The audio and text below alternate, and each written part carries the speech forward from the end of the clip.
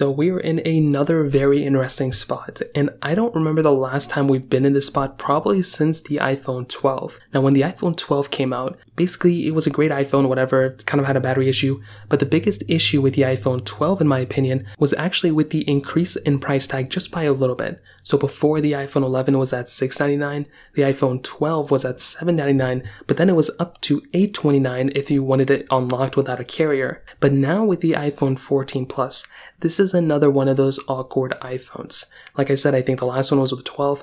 The 14 Plus now is at a very awkward spot, mostly because for one, it is a pretty expensive iPhone. It's definitely not a cheap iPhone by any means, but also this is supposed to be, I guess, the cheaper version of something like the 14 Pro Max. But we are now seeing that a lot of people are pretty much skipping this specific iPhone. From a lot of reports right now, many people are stating that this specific iPhone isn't really selling extremely well. And it looks like it's almost going to be like another mini in a way. Now, here's the thing that I want to tell you. This is a newer iPhone, so things tend to be a little bit changed here and there. But the weird thing is that I remember back in 2018, 4 years ago, over 4 years ago at this point, we actually saw the iPhone XR came out. And I was following that iPhone very closely. I didn't like that iPhone at all. But weirdly enough, that iPhone, even from like the first week after it came out, many people were reporting how great of the sale numbers of that specific iPhone are actually going through. And if you remember, that iPhone didn't even come out until like October or something, so it didn't come out the same time as the XS and XS Max. The 14 Plus is emulating that almost to the T. We are seeing that the iPhone 14 Plus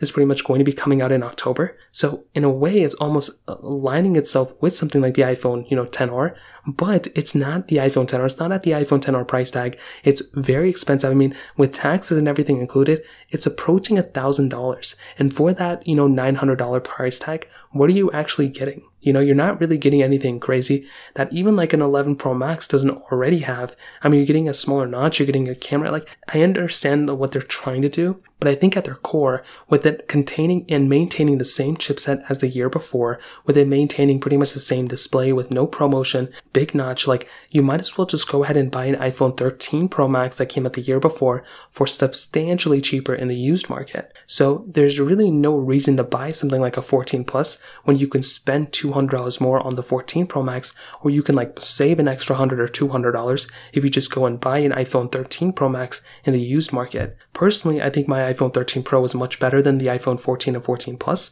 but even with the 13 Pro Max not even being sold anymore, I think I'd rather have a used one of those than even like a 14 Plus in my opinion. So I think the 14 Plus is a good phone, it's not a bad phone by any means, but I think the price tag is the issue. The 14 Plus, if it was $799, beautiful iPhone, that's a great price tag for that device, but at $899, it's kind of a harder sell, especially when it's so close to something like the iPhone 14 Pros. So that kind of covers it. If you have any other thoughts or questions, let me know in the comment section below. Hit the like button, that would mean so much, but definitely hit that subscribe button. More importantly than everything else, I love every single one of you guys. Hopefully I'll catch you guys in the next video. Peace out till then.